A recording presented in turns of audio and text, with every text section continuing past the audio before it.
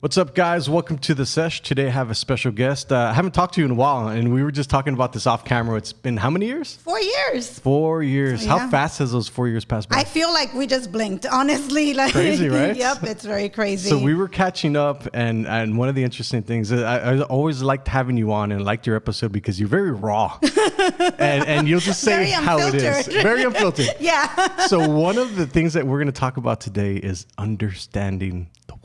Oh, Jesus. I don't think I understand me, but let's do it. So what I want to know is that obviously one of the things that doesn't get talked about enough is depression. Uh-huh. So I want to kind of dive into that. And I feel like coming from the social media world, like all I see there's an unfair advantage on social media for men versus women. Okay. And I feel like a lot of women can grow their social media a lot faster versus men.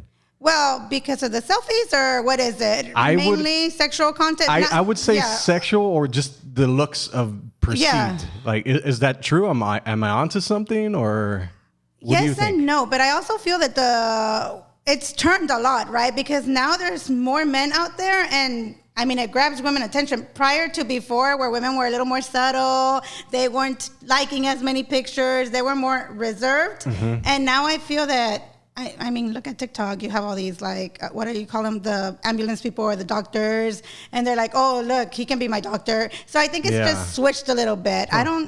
I don't necessarily. Do you think it's based off of like the value that they're given or the looks? Because I've always had this problem is like, I used to dress a certain way. Mm-hmm. And before I was never comfortable wearing one t-shirt like ever in my life. So this is like a huge deal for me. Okay. And I've done a lot of work, but I had to do all the work to get there. It took forever. And I feel like, obviously beautiful people will always have the advantage of getting the eye first. Yeah, for sure. And then getting them in. Am I onto something there? Yeah, no, definitely. I mean, you have to have some sort of attraction, whatever it is.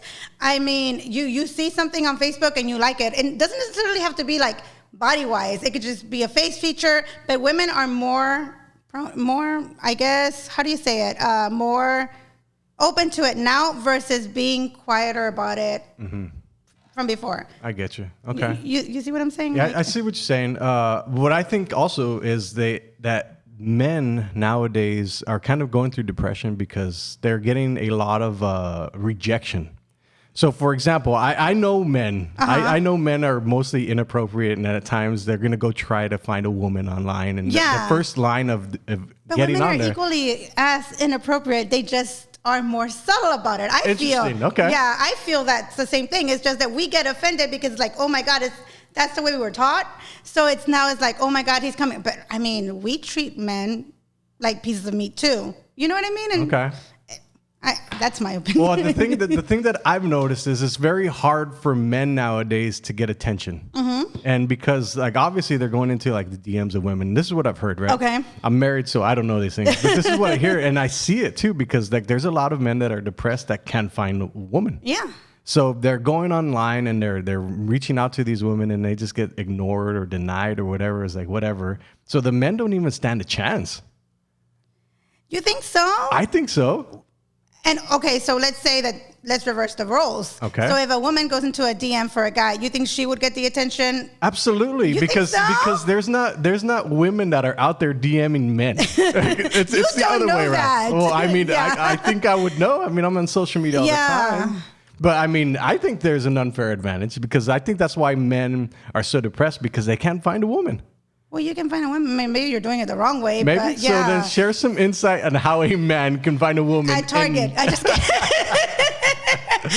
to Target. So in 2023, how can a younger man that's probably in his 30s, that's struggling to find a woman, how does he find a woman? Or how does he act towards a woman? Well, it's so different now, Josh, because honestly, if you go back 10 years when we were both, well, obviously out of high school, right, but younger, it was harder for women did not have the same mentality as they do now. I feel you have a lot of independent women who make their own money, have their own houses, have their apartments. So in reality, they don't need a man prior to before. you were looking for a candidate that was kind of like, okay, stable enough. Maybe I want to be a stay-home mom. Maybe I don't want to do any of the aggressive work. So I think times have changed. I think women are taking on more independent role.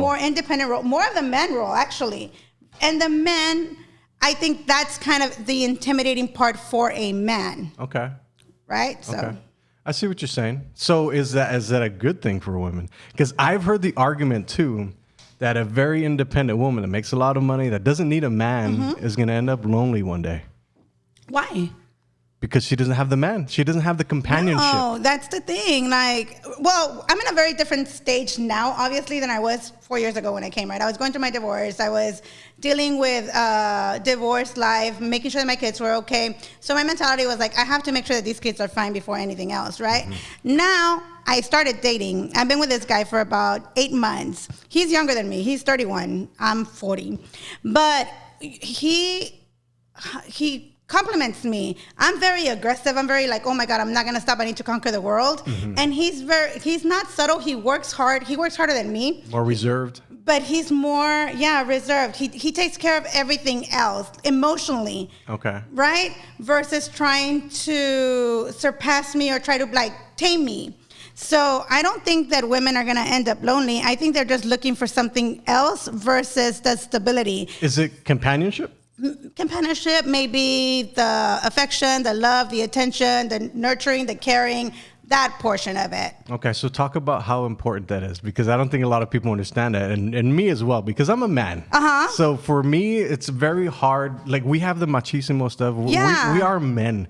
We just don't get things sometimes. I think, and that's the hard part, because you guys try to aim and impress, and I've seen it in my industry, where men try to impress with what they can provide versus what they can do for you emotionally, right? So this guy, the first time that we went on a date, at that point I was like, okay, I'm going to start dating.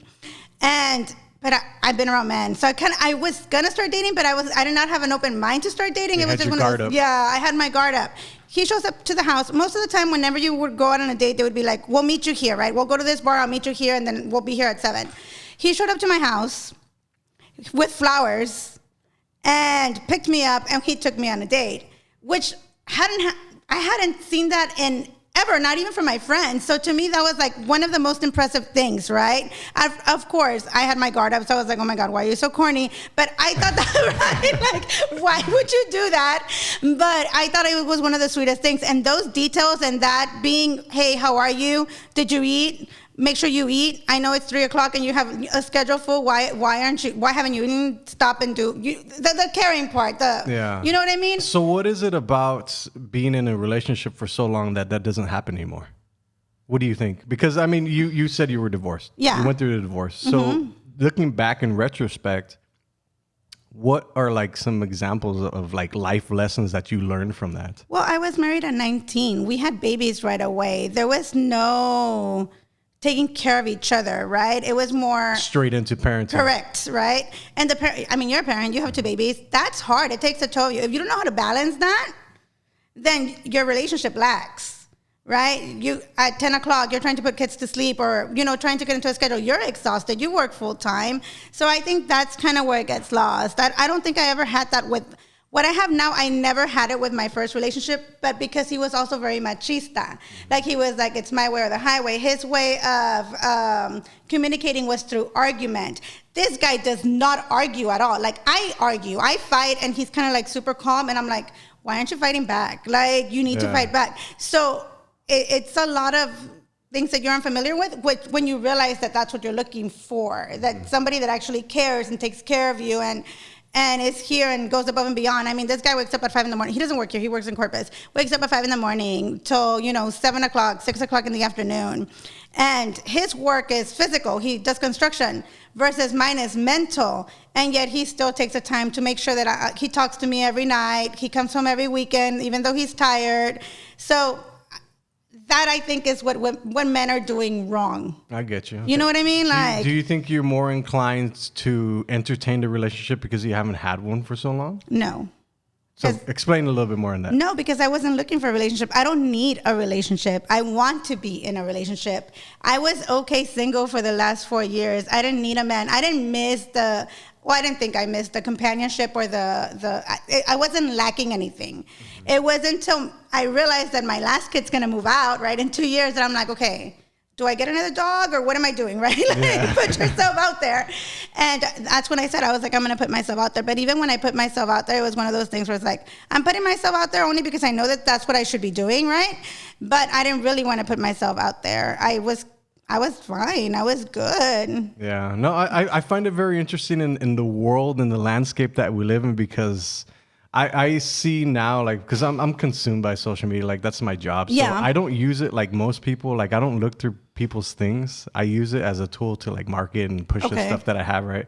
I think there's a misconception is like I'm always online. Technically, I am, but I'm working. It's kind of a different thing. But I find it very interesting that there's a lot of depression and there's a lot of hate and there's a lot of stuff that's about to come down the pipeline, like inflation that we were talking about. That's going to have a huge effect on a lot of people. Like, did COVID affect you? Like, how did that affect your life? It made me realize a lot of things. COVID, obviously, we were stuck at home for whatever amount we were stuck at home. So it made you reflect. I enjoyed the cooking. But it was more downtime. I had never had that. I remember I was telling you, I was like, always on the go. And during COVID, it was like, whoa, there's a lot of time in the day. Like, I read books, I watched shows, stuff that I had never done and actually focused on them. So I think it put a different perspective in my life too. Once I got out of COVID, I was like, okay, you need to find a balance. Yes, you can work hard, but try to be home for dinner, try to travel, coordinate your traveling dates so that way your kids don't miss you as much. So it did make me reflect a lot. Yeah. But we saw a lot of businesses close down. It was scary. When I first started traveling, because we were insurance, so we were able to still do the traveling, still work. I went to San Antonio, and I was like, just to get out, I'm tired of being at home. I'm going to take my kids. Went to San Antonio. The Riverwalk was empty. Restaurants that was scary to me because it was like, wow, reality check. Like, these people are not making a living. How are these restaurants going to stay open? Yeah. You know, and these are big chains. Now imagine the smaller ones. Well, it's crazy because I heard McDonald's is about to lay off a ton of people, and that's McDonald's. Like, this is a worldwide sensation. It's like they're about to start laying off, I think, 50,000 jobs. So, like, the world is slowly starting to come back to where, like, all these huge franchises and all these huge businesses are starting to feel the repercussions of people that don't want to work, that are getting tired, and they're fed up with the system that we're already in. Yeah. Like, what are you seeing? Like, now? I was friends with the owner of Jack in the Box. He's the one that opened Mr. Gaddy's in West Laco. And he had to close down a lot of his restaurants in Corpus Christi and Laredo. But because he says that people are demanding to get paid more, right? So you're looking at students that are getting paid $13, $14. You can see the advertisement on McDonald's or wherever you go. He's like, it's hard to keep up. And now these kids don't want to work. My meals have to go up, right? Try going to a 99-cent menu now. Yeah, there's it's impossible. He's like, it's hard to keep up with them. So yeah, I do see a lot of the big chains closing down. Yeah, I heard the other day that I think Burger King is like, what used to get a Whopper for is now like 3 or 4 times of what it was worth back in the day. It's crazy. So, like, how you have children that are older. Yeah. So what is their mentality going into the workforce? Well, see, my son goes to college and he works at the university. He works at the library. And then he does door dashing on the side, but nothing big. But he's not concerned. He's going to college. He knows he has his mom. Me, I'm the one stressing. My daughter works. My daughter works in an office, and she's very conservative when it comes to her money. She doesn't worry she pays her bills on time, but she's not very knowledgeable when it comes to, like, the real world. If she were to move out, I think she'd have a huge reality check because light, water, right, whatnot. But it's expensive. I was talking to my boss. I was in Dallas last week, and I was talking to my boss. And we have adjusters that make very good money. But that good money is not sufficient enough to survive nowadays. That's the crazy part. That is crazy. They're living in the same place, rent. My taxes went up $10,000. You know, their rent keeps going up every time they renew their lease. Yeah. Food? Try groceries. You have babies. Yeah. You go grocery shopping, you bring $300 and you don't bring nothing. Yeah, it's crazy. It's insane. It's kind of scary that it's very scary. It's scary what is about to happen because like even the eggs, like remember when their eggs were like super expensive? They're still expensive. They're super expensive, and my dad actually encountered it this year because obviously he has the Easter eggs, right? He couldn't get merchandise. The eggs were too expensive. He has his reserve, but like he couldn't sell it for wholesale, nothing like that. He was struggling with that this year. Yeah, so. It's going to be a very interesting spot, like with the banks that are closing down now. It's like it's a very interesting thing to see how. And this is what I've been saying is like we have these elected officials that we look to like you're gonna fix the problem for us, right? Yeah. Because you're supposed to be smarter than us. Yeah. And they fuck up. This is like why do you get upset when we fuck up? Yeah. That's the craziest part. Is like I came to that realization. I think I only came to that realization because I'm getting older and I have money and I don't want to lose it. Yeah. So I feel like a lot of people like they still have the mentality of like I'm gonna spend. It was what happens if a rainy day comes by, but then also like what happens if your money goes to zero? Yeah. It's like what the hell do you do? Yeah, it's crazy. It's insane. Like I was telling you earlier, I was like before $10,000 was impressive, right? You're like, oh my God, $10,000 is amazing. And now it's like, okay, $10,000 can possibly get me for 2 months because now your house payment is more expensive, gas, groceries, taking care of your kids. It's ridiculous. Yeah, everything costs money. Yep. And everybody wants to have their hand in the cookie jar too. Yep. So I mean, I get it. I come from the world of entrepreneurship. Yeah. It's just difficult, like to see like a lot of businesses are closing down. So that owner and all those employees are gone. But you have the upper hand too, because if you need to work more, you make it happen. Right. Versus somebody who's just on a salary base and get stuck with just their salary because they don't think outside the box. You know what I mean? Like, so then touch on that because I think that's important. I think I always talk about if you want to make more money or to get some success, you have to have some type of skill. Yeah. And I feel skills are like the soft skills that we're talking here to be able to have a conversation, but also selling and also have a fundamental skill like for me, it's digital marketing. I know how to market and I know how to advertise and stuff like that. But those specific skills will help me get a job in the workplace. Correct. So kind of touch on that because I think a lot of people don't really understand to a certain extent what they kind of need. Like you have to work. Exactly. I think that it came out a lot during COVID. I mean, you saw a lot of people started doing stuff to sell cups. They started using their Cricut. They started thinking outside the box. Yeah. But then I think we spoiled them during COVID too because you had all the unemployment with the extra fees. Like they weren't working hard. I feel that even if you have a full-time job, you need to find a way to make additional resources. Whatever it is, sell plates, whatever it is that you like doing, whatever is your passion, do it. Because if not, you're going to be stuck. Everybody's going to be complaining about how they're not making it on a $70,000 salary here in the Valley. Which to me back then would have been like, oh my God, you're making $70,000. Now it's like, what are you doing with only $70,000?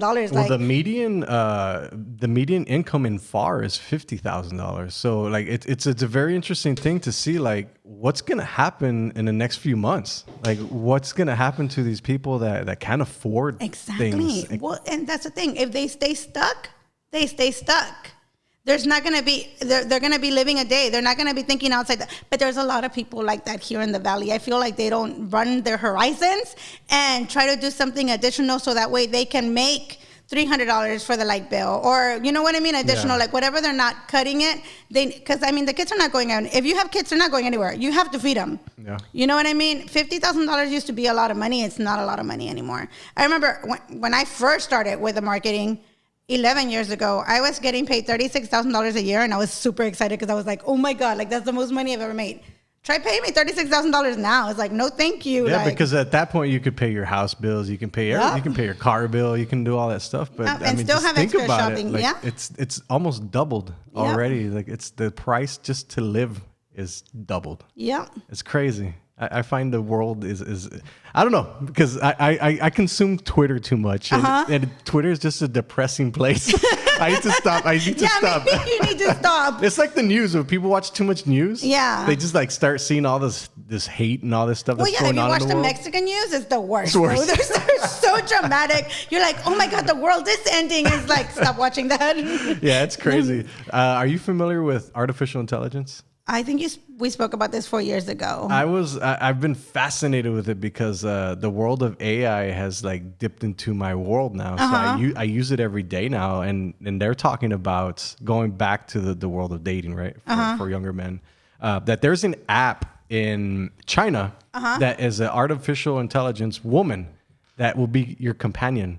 So apparently there were like 1 million people on this, and it crashed, and people got depressed, and they were committing suicide. Really? So what does that tell you? Like, what is the state of the mental state of people that they have to go to a artificial intelligence dating service to get that companionship? Is it far reach that it's not out there? No, there is people out there. I mean, there's a lot it's of like people. 7 billion people. I know. I just think that we've been so inclined with the phones now. Like you want to find online dating. It's like half of it is crap. Like we talked about this 4 years ago. Half the crap they put on their dating sites is all a bunch of bullshit. I mean, you're trying to sell yourself, right? You're selling the best. You're best not going to version. put all your like negative comments on it. I think people are just inclined to do it the easier way versus, I mean, you're not going to meet anybody good at the bar. Maybe once in a while, but that's not the thing you should be going after. But there's people out there. Get yourself involved. One of my friends actually is going through a divorce now. And what she did is she started going through a divorce group. So she's with a bunch of women, but they do different things every weekend. And that's how they mingle, but they also get to meet people outside their circle because when you're married or when you've been dating or when you've been single, you kind of just stick to the same people all the time. There's no way of running it. Yeah, you have to have a little community that you can rely on people to talk to because I think a lot of people just don't have anybody to talk to, period. Do you feel that? No. No? No. Okay.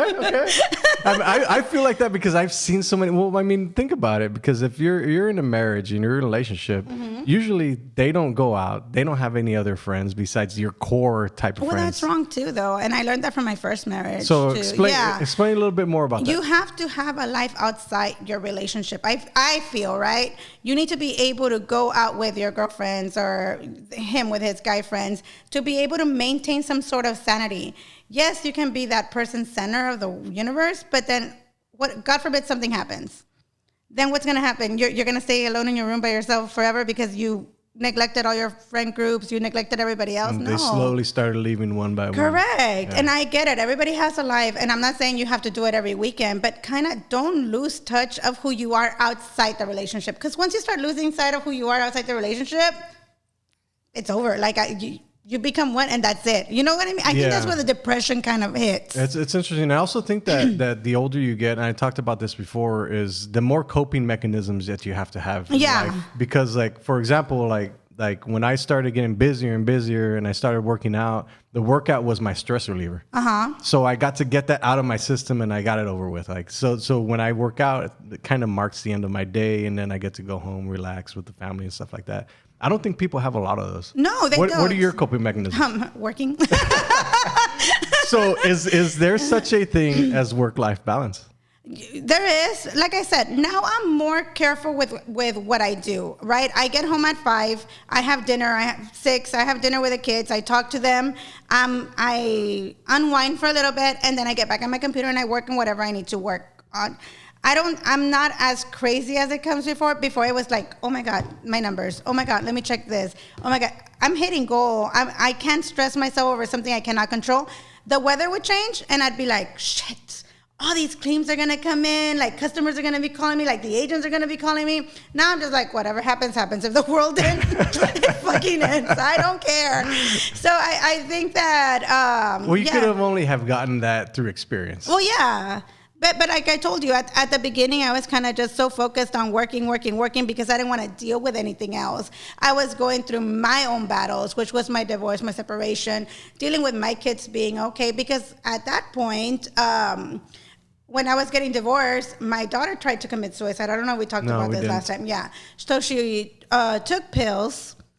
Ended up in the hospital, and then my middle son, was going through his own personal battles, and he was attempting suicide too. So it's one of those things where it's like, shit, like, okay, life is falling apart. Yeah, life is falling apart, but let me see how I can grasp on. So to me, the only way that I could control it was if I was always overwhelming, right? And I felt that became a battle within myself. And I was like, I can't be living like this. Like, I'm constantly worried. Like, he hasn't, it just became sickening in a way for myself, because it was kind of like, I can't leave him alone. Like, what's going to happen? They're going through their own battles. I can't deal with my own crap, right? Because I have to make sure that they're okay. So I think after everything, how they say that after the storm comes the calm, I feel like I'm finally getting some like, okay, it's okay. It's okay not to stress out. It's okay if they don't call you within the 5 minutes. It's okay. So do you mind touching on that subject a little bit more? No, go ahead. Because I think that's an interesting topic that nobody ever talks about. Yeah. But it's dealt with a lot, and it's dealt with in silence. Yeah. So kind of like talk about that where your daughter, your son were talking about were trying to commit suicide. So kind of touch on that and how you dealt with it. I think I dealt with it by becoming an overwhelming parent. I was constantly checking up on them. I would go to their rooms and make sure that, they were breathing, right? It became, like I said, sickening. It became something that it was like so mentally exhausting, because I couldn't go throughout my day without thinking that they were thinking of something else, even though we had already spoken about it. And I'm glad they both spoke to me about it first. Well, my daughter took the pills, and she told me what pills she had taken, and we ended up at the hospital. But my daughter was going through her own battles too, because obviously I told you what happened with my ex, right? So she was going through her own battles. And at that moment in time when I was taking care of her, I felt like I couldn't take care of me. Like I was going through my own battles too, if that makes sense. I was going through losing a marriage, not realizing who I had been married for the last 15 years, dealing with a kid that is like, went through it, right? Physically went through it. And me is like, how do I justify my feelings at this point, right? Nobody really ever talks about that portion of it, because you're too busy being a mom. Right. And I think that's one of the ways that I coped was, okay, you have to stay working, because you don't sleep anyways. Might as well work, keep your mind busy, and make sure these kids are fine. So was that the right move? At that time, yeah. I felt like, because I was so available for them, maybe, I want to believe that now they're okay. They already surpassed that, and my son's in college. My daughter is doing good. She's actually going out there more. So I want to believe, yes. It's weird because as a parent, you'll never stop worrying. And I've asked 80-year-olds, and they still worry about their kids. Yeah. So it's just, you're always going to have that part of you with your children. It's always going to be there. So I always say that, as some people are worried about their kids. Like, you're going to worry about them the rest of your life. Forever, yeah. Forever. They're your kids. Yeah, but it's a different kind of worrying now, right? Like, and even with my 16-year-old just finished counseling last year. And he was going through his own battles too. His brother had just moved. First of all, there was a divorce. Then dealing with what his sister was going through. And then his older brother, who's his best friend, who had taken over the role of my ex-husband, moved to San Antonio. So then you have him with all these mixed emotions. And my youngest son is not so verbal. He doesn't speak a lot. He's kind of more of the quieter one. And then he burst out crying, and he was like so angry, and he's so mad. And it's like, okay, thank you. Like, let's get you into counseling. If there's things you cannot talk to me about, I'd rather have you in counseling. Because his sleep schedule was off. I was like, you should not. And I guess I feel guilty, because as a 16-year-old, you should not be going through that. Well, I don't know, because I would say that sometimes kids just can't talk to their parents, and having a counselor or somebody that they can talk to. Well, I'm saying they should be enjoying life versus having to deal with all these inner demons, right? Yeah. And I feel guilty, because it's like, he doesn't have his father, which was not my fault, but as a parent, you can't help but feel guilty, right? Guilty. He doesn't have his father. Frank shows up whenever he shows up, and that's that. Like, and that's one of the things that also people don't talk about. Is like, when you get divorced, that father, who can be the best father on social media, whatever you want, does not take priority on his kids. He's trying to build his own life, when the mom's the one dealing with the babies and all the aftermath, and are they eating? Like, this guy thinks because you send him, he sends some money, that's being a parent. It's like, no, you don't even know your kids. Yeah. And I think you touch on an interesting subject, because you can be a dad and you can't be a father. Yeah. It's a very interesting thing. Is like the reason why kids don't have relationships with their fathers when they grow up and they've been divorced is because the father probably didn't take the time to develop that relationship when they were young. And I feel like every parent should make a huge effort to have a relationship with their kids. I believe the same thing. Why would you not? They're your children. But let me ask you this.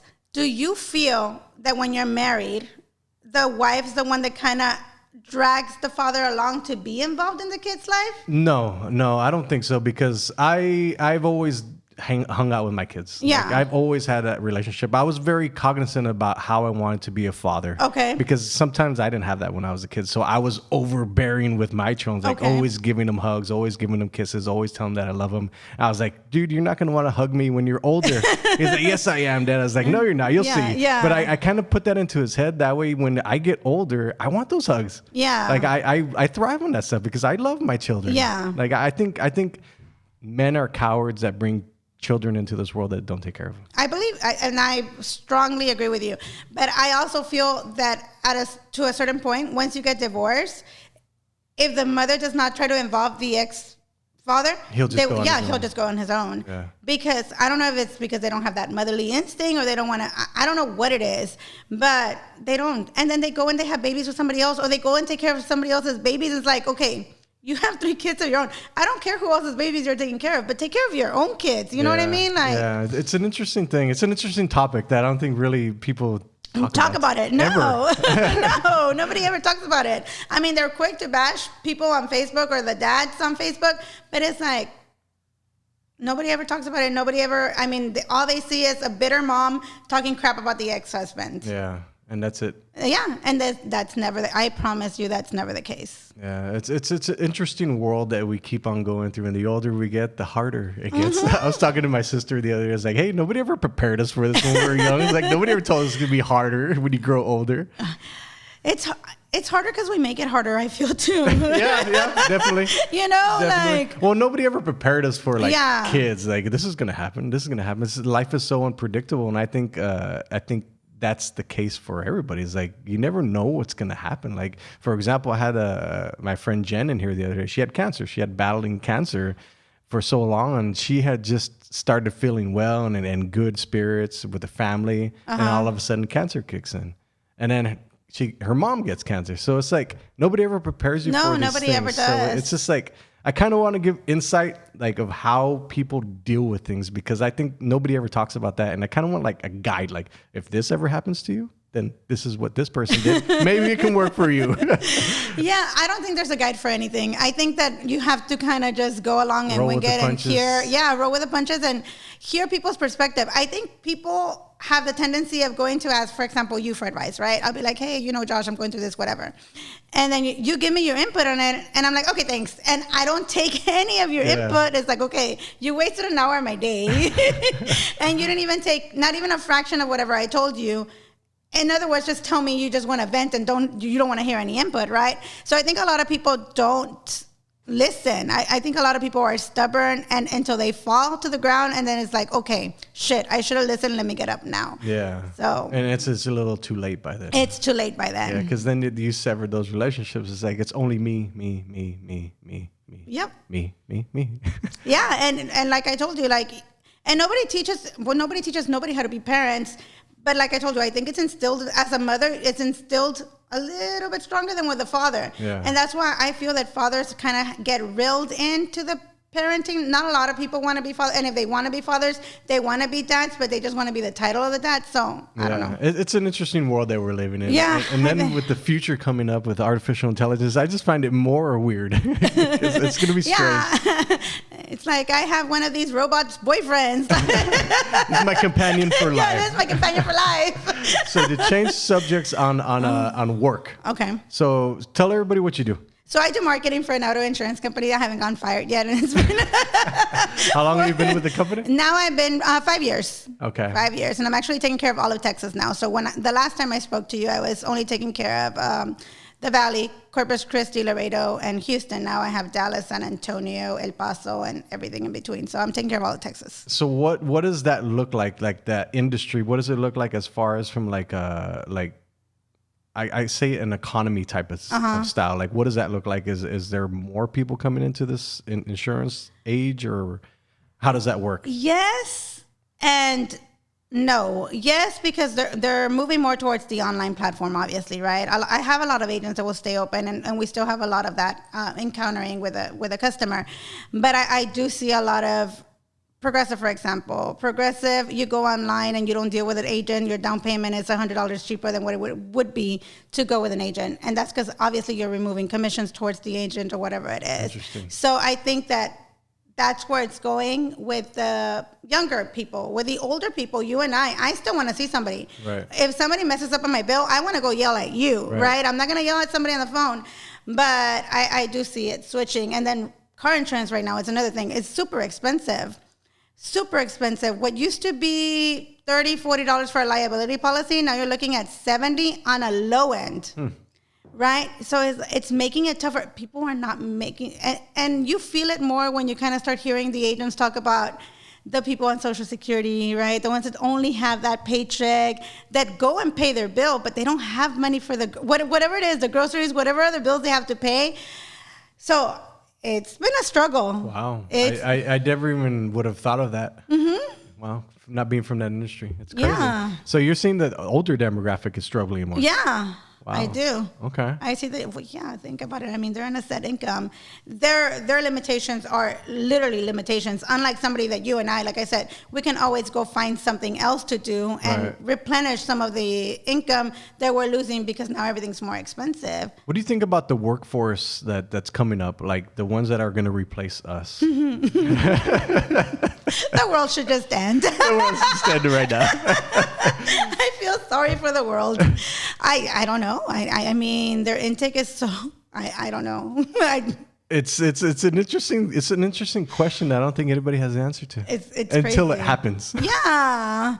I mean, I don't agree with half the crap that's going on social media or that woke thing. Like, I don't agree with it. Obviously, I mean, I respect everybody's thing, but it's like, I don't know. There's just, and I think somebody talked about this, there's just too many options. Mm-hmm. There's too much to pull from. It's like, okay, well, what is right? What is wrong? Like they do a good job of kind of like confusing you. Yeah. And they're like, well, maybe this guy's right. Maybe this guy's right. No, this guy's right. He has some right stuff, or she has some right stuff. It's like, so they do a good job of confusing you, and you don't know what the fuck to do.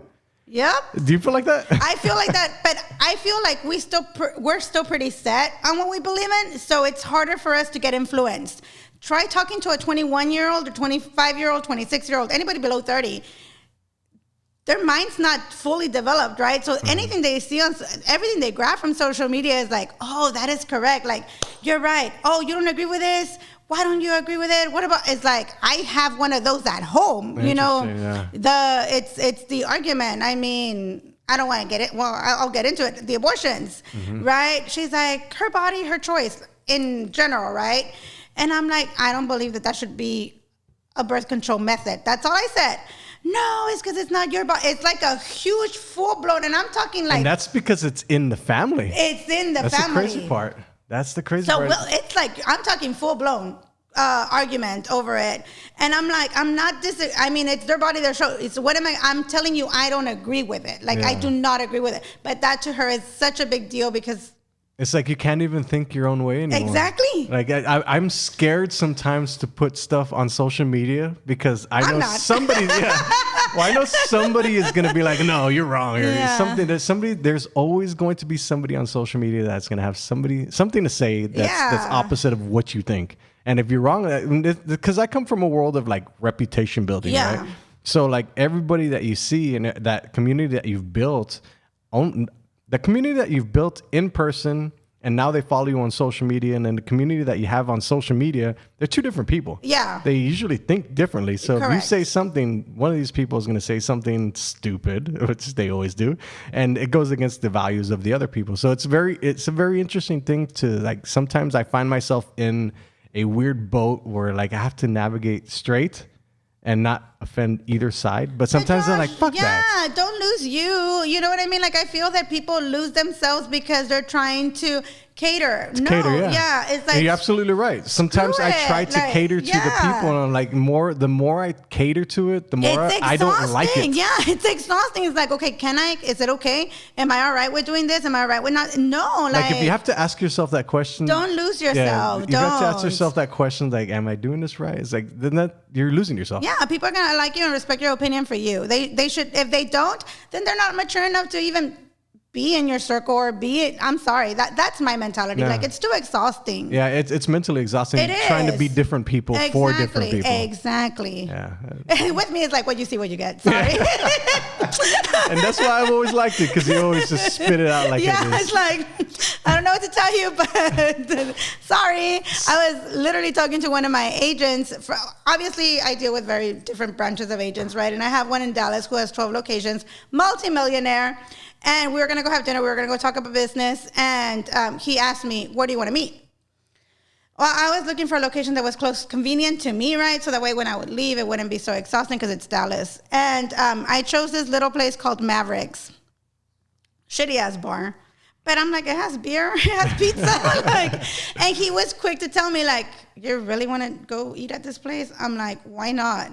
He's like, well, it's because it's not to my standards. I was like, look, you either eat with me or you go on your own. Like, it is what it is. Well, I'm only going because of you. I was like, granted, that's fine. You come this way. I'm not going to go to one of your 5-star damn restaurants to go have a beer. Yeah. And so, yes, people have, like, if people want to be with you or people want to get involved with you, business-wise or whatever, they're going to go to you. If not, it's not worth it. Do you feel like a lot of people, like, they front their status? Yeah, like, for sure. So talk about that, because I find that interesting. Like, for me, I would say I'm not cheap.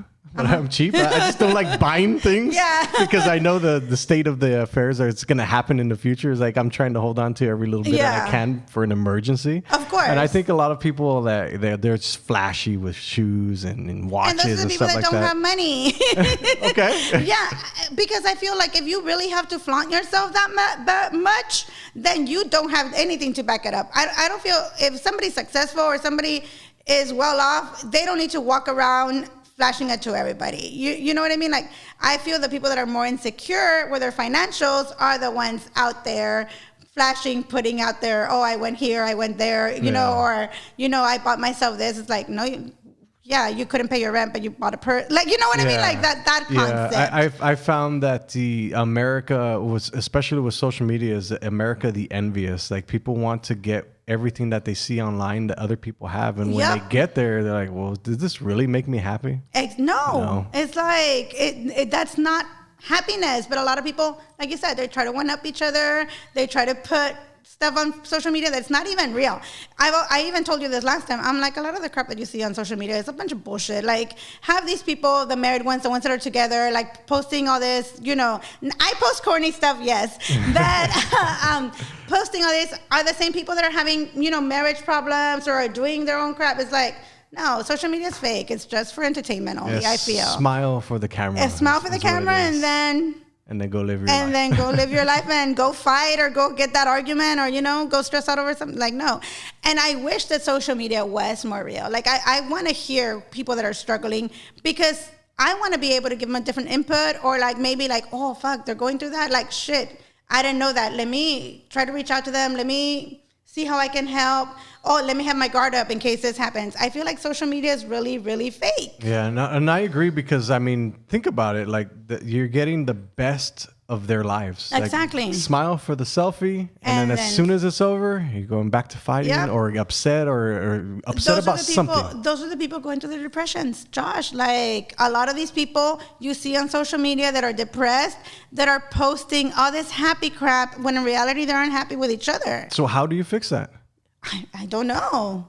I mean, social media has taken over everything. So you feel you have to be in competition. Like, even right now when you told me, you're like, I'm so scared of it. It's like, don't be scared. You lose you. Yeah. Don't lose you. Like, I've known you forever. Like, you know what I mean? Like, you're a straight shooter. Like, yeah, and I also feel like also over the years, tell me if this is true, like from your 20s to your 30s to your 30s, your 40s, or even from 18 to 21, you're different people. Oh, yeah. So kind of touch on that because I've had this conversation. It's like a lot of people hold like past regrets and past things that they fucked up on, right? Yeah. In their past lifetime, but those people have grown so much since then that they're not even the same person anymore. You're not the same person. So kind of touch on it. Well, real simple. Even when I got married, and I explained this to you, I got married at 19. I was a kid, right? And I was married all the way to 34. At that time when I got married, I was still a kid. So I didn't get to evolve because I was married and I had babies. So I had to be a mom and I had to be a wife. And I feel that when I separated and that got taken away from me, a lot of time got spent on like, who are you? Like, what do you like? What do you do? What do you do on your own? Do you enjoy this? Who am I? Who am I? Yeah, like it was one of those things. It's like, damn, I've never gone to go have dinner without having 4 different opinions. Like, what do I want to eat? Right? So I'm not the same person that I was. And this is why I told you, I was like, this is such a good podcast because I'm not as bitter as I was 4 years ago or as in defense mode or survival mode anymore. I feel like I've kind of let a lot of that stuff go. But even hearing my old podcast, it was like, damn, Janie, like you were very aggressive when it came to just being very your shield up, right? Like you had your walls up. So now it's like, okay, I want you to get a different version of me because I am not the same person. Even 4 years ago, I'm not the same person. I was going through something. I had to survive that. You had to go through it. Yeah, I had to go through it. I had to survive. But now I'm in a whole different stage where it's like I'm still as aggressive, and I feel like I still have a lot of my walls up.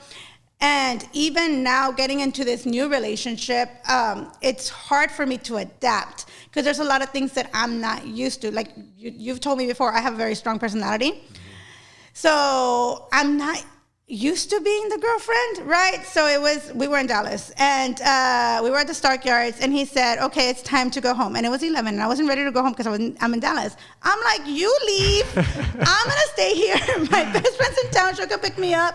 And obviously he got mad, right? And then I got mad because he got mad, but he stayed with me. And I was like, Janie, like, you really have to reflect. Like, if you want this to work, like, you cannot be this human anymore. Like, you kind of have to fold a little bit. Not a lot, but you have to fold so that way. A give and take. A give and take. Like, he's tired.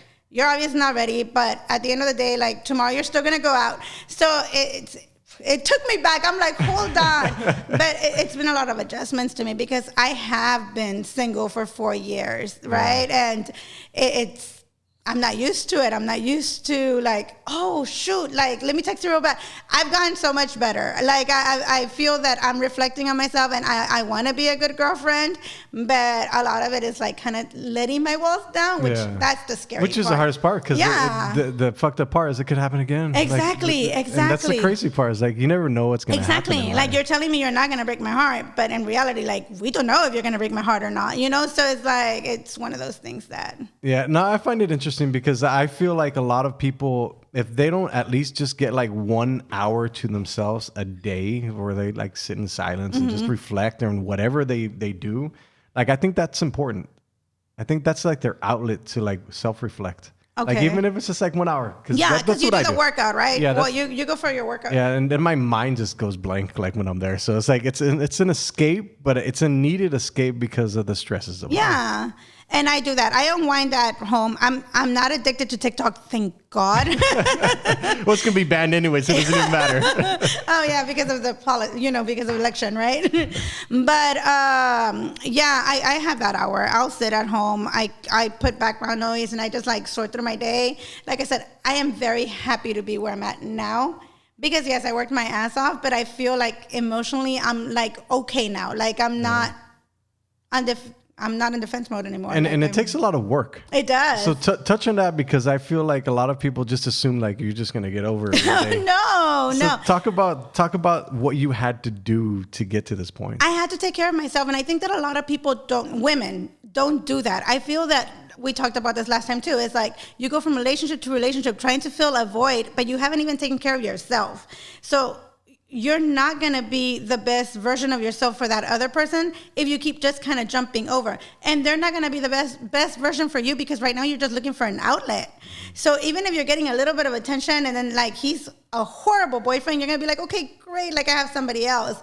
It fills the void. Yeah, it fills the void. So I feel like you have to spend time with yourself. Realize what you want and what you don't want. And in a partner as well, right? It's like, okay, is this going to be good? I feel now that I don't see a relationship as a relationship. I see it as a partnership. When before it was like, oh my God, it's in love and everything's going to happen like magically. And Okay, so touch on that again. So you said the relationship is a partnership? yeah, I believe it's a partnership. I think in order for a relationship to work, I think you both have to have similar goals and want the same things, but you have to be realistic about it as well, right? You have to be able to. I never knew what it was like to actually communicate my feelings. And this guy, like I told you, like I talk. And I'm like, wait, you're not mad because I'm not thinking the exact same way you are? He's like, no, I respect your opinion, but this is the way I think, right? So I think that, what was the question again? I got sidetracked. The partnership. The partnership. I feel like you have to have a partnership because, yes, love is great, but you need to be able to build something with somebody, right? You need to be able to have that foundation, yeah, and then build your way up. Yeah, because I feel like, obviously you're going to go through life, you're going to get older, and you're going to want to have a companion, and your companion should be the best version that's for you. Exactly. Like why would you want to live with somebody that's making you miserable? I mean, think about it real quick, Josh. There's a lot of women. I always say this. If you have a good man, it reflects on the woman, right? So I also feel that if the girl is doing her job as a girlfriend or partner or whatever it is that they're doing, the guy's gonna flourish too. I feel that we motivate men. Men are designed that way. Men are designed to be taken care of, but also to push. I'm sure that your wife pushes you into a certain way, right? Yeah, absolutely. Without that, you have no goals. You have nothing. Yeah, you're kind of just like, I'm okay watching TV the whole weekend. No, I think that as a girl, you kind of have to push your partner into like, hey, you know what? You're already doing this. Like, let's focus on this. Let's do this. Or, what do you see yourself doing in 2 years? Let me help you get there. Do you, so. Yeah, and I would say that also the opposite is true too. Like with men helping the women, because there's a lot of men that just will literally just work. And then they can't detach themselves from like, this is what I do. I do it all day long. So it's like, it's hard to detach the work from the husband. Yeah. Or the family. It's very hard for people. But I find it a very interesting world that we live in because, it's getting harder. It is. And nobody ever told us that it was going to get harder the older we get. You're still with that. I'm like, it's not hard. I think we just complicated ourselves. I think we do complicate it ourselves. So how do we uncomplicate life? I don't think that there's a way to uncomplicate it. I just think that you need to stop trying to run from people don't go through the motions of actually like healing or going through a situation. I feel that people just kind of like run. So you complicate your own life because how many people have been married 4 or 5 times and they're not successful? Why do you think it is? Because you haven't had a break. Who are you? You're that guy's wife, that guy's wife, that guy's wife. It doesn't work that way. I think you uncomplicate yourself by finding out who you are, what you want, and then you know exactly what you're going to handle and what you're not going to handle. Interesting. I like that. That's some good insight right there. Well, Janie, we are hitting an hour right now. So what I want to get from you before we finish off is some 3 top tips for life advice, and then 3 top skills that people will need. Specifically for your industry, and I think your industry, and that will bleed into life. Period. Okay. So the aggressive. First, life. Yeah, aggressive. Don't ever. But I feel they both complement each other. Okay. Yeah. So I think you have to be aggressive. I don't think you ever give up. You always want to, with moderation, you always want to continue being more. Once you plateau, like there's no more. You don't have the drive anymore. Second, be happy. Honestly, not naive happy, but be happy. That's a little bit harder for people to get because they're like, you say happy. Well, how do you be happy? Well, there's a lot of things that make you happy. A puppy can make you happy if you get a puppy, right? If you just be happy within. You don't have to show the world that you're happy, or it doesn't have to impress the world. Just be happy. Yourself. Do the road trip. Do whatever makes you happy. Even if it's a weekend, go to the island, park there. You don't have to rent a room. You don't have to waste any money besides gas. Like, be happy. Work on yourself. For sure. Work on yourself. And what the third one? I don't know. Start your workout plan. That's what they should do. Are we promoting it now? Keep your mind busy. I'm very proud of you. You're doing great. But we forgot to talk about the drums. Oh, yes. Yeah. So when we first met, I was a drummer with Tren. And that was my life. I think, how many years ago was that? Shit, I don't know. 10? 10? Yeah, I want to say. 10 years. Flying Walrus? Flying Walrus days. My buddy James owns it. I would play drums every night on the weekends. And those late nights turned into early mornings. We probably get home like at 3, 4, 5 in the morning sometimes. And then I had kids. Yeah. And that got old really fast. Yeah. So you're asking me why I haven't touched it. I haven't touched it in a long time because I was too tired. I can't deal with it anymore. It's like that late nights and early mornings just don't work anymore. So let me ask you this. Sure. What shifted on with you? Because I know the last time we spoke, it was kind of like, okay, this was a project, you were doing the podcast, but now I see, and I do follow you online, and I see you doing, and I'm very proud of you, by the way. Thank you. I told you that when I saw you. I see you doing your workouts, you're doing your documentaries. Like, what switched? So I turned 40 and I was Me like, too. and you know, the thing is with COVID, like I was just drinking a lot. Like we'd wake up and then we start barbecuing and then we start drinking. Okay. And it was probably like 11, 12. And we'd do that every single day. And I got to a point where I was like, okay, I'm started getting weight. My health started declining. And it just happened that Mike came into our lives when we were having a podcast with him. He was like, Rob was like, well, train us 40-year-old asses and see what happens. Uh-huh. So I was like, all right. So I didn't want to do it. Like, I was like, dude, I don't want to do that, man. I'm busy. So we did it. We started doing it. And like, and the thing that sucks about working out is you don't get the results until like 6 months later. Yeah. So I was there for like 6 months. I'm like, dude, none of this stuff is working. Like, why am I even here? So Mike was like, just keep doing it, dude. Like, keep going. And I kept going and I started seeing results. And then I was like, oh, I feel good. Yeah. Like I started mentally feeling good. And then physically I started to feel good. And then I stopped drinking. So I was like, okay. So then my mind got a little bit clearer. And I was like, oh, so this is what sober life is like. So it's an interesting thing to be able to go out into the world completely sober and understand your feelings. Yeah. Like you're going out into the world with no masks of alcohol or drugs or anything like that. It's just literally you're going out to the world. This is who I am. You have a clear mind and you get to see people differently. Like you develop a better relationship with people because it's not masked by something. Does that make sense? Yeah, it does make sense. Or you don't put up with people just because that's your circle anymore. And you kind of go on your, And I found it too is like alcohol's expensive for one, and it does absolutely nothing for me. Like at this point in my life, it does absolutely nothing for me. Like I'll have a few drinks and nothing. Like I don't get the same fulfillment that I used to get it because I remember like I drink like crazy at the shows. Well, yeah, I remember we would take shots together. Yeah. So like that lifestyle just and this goes back to is like people are different people throughout their lifetimes, and I feel like I'm just now. It took me 40 years to get there because I've been drinking since I was like 16.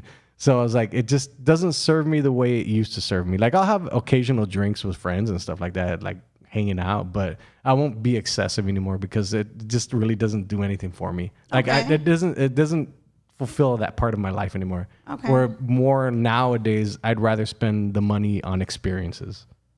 I don't know if it's mortality. Because I'm getting older and I question mortality a little bit more. It's like, what do I want my life to mean when I die? Or will it even matter? Yeah. Oh, you know how they say that you see all your life flash before your eyes? Like, yeah, you want to see the adventures. And the interesting part about that, too, is my buddy Rob was saying that he has a 88-year-old friend he said that he had probably about a week to live and he had just had a heart attack. And he said, it's bullshit, Rob. Like, that stuff doesn't flash between your eyes. I didn't see anything. I didn't feel anything. It's and I hate to say this out into the world because it's such a negative thing. There's this guy, Alex Hormozy, that I follow. Is one of my people that I follow religiously online. He's a great marketer, great advertiser. And he's like, one day when you die, 2 weeks later, people are going to visit your tombstone and then they're going to stop visiting you and then they're just going to continue with life like you never existed. That's scary. And I hated him for saying that. But it's the truth. But it's the truth. I hated him for saying that because it's like, who are you to say that people are going to forget me? But it's true. Yeah, my grandma passed away last year. And I've been to her tombstone maybe 6 times, and it was like birthday. You know what I mean? Like, and I get mad at myself for not making the time because literally it's just driving and taking 10 minutes. But and then you go and it's more depressing because there's no flower. You know, so yeah, I hate questioning mortality because it's like fuck. Like, what do you have to look forward to? So I always feel like whatever you can do now with the time that you have to make it the best time possible with the people that you're going to keep around your whole life. Yep. Like I feel that that's the only thing that you can do. Yeah. Ever. Enjoy your babies, enjoy your wife, like travel, see. And I'm very, like I said, I'm very proud of you. I'm here in your studio. And Thank I'm you. like, this is not what we did it the first time. Yeah, we're talking about that because the growth of the podcast is interesting too. Because when I invited you last time, it was to my house. Yeah, it was like, okay, I'll go to this dude's house. Like it's a weird thing. But I think also touching on that, the reason why I built the podcast studio is because I found that a lot of people are gonna want to do podcasts in the future. Okay, especially for marketing. And we talked about this earlier. Yeah. It's like I feel like eventually, when podcasting gets mainstream, which is already technically mainstream, like 3 years ago, the valley's always hard to catch up. It takes like 5 years to catch up. So maybe 2025. Yeah, somewhere around there. Maybe I'll sell my first podcast. But I feel like, for the podcast specifically for marketing purposes, it gives depth to the person. Like, especially people who want to build like a personal brand or for marketing or want to build like an entrepreneurial online social media presence. Like the podcast is the best place to do it because people get to see how you talk, speak, your mannerisms, like that stuff. People want to do business with people that they know, like, and trust, but they also have to be competent. So I just find it a very interesting thing that nowadays we have the internet, which we didn't have back in the day. Like people can progress so much faster. Oh yeah, for sure. So that's what I enjoy about it. No, I'm very proud of you. Like I said, I walked in here, I'm like, this is great. Well, thank you. I appreciate it. Janie, I appreciate your time. Absolutely. Thank you for having me. See you guys on the next session. Peace. Bye.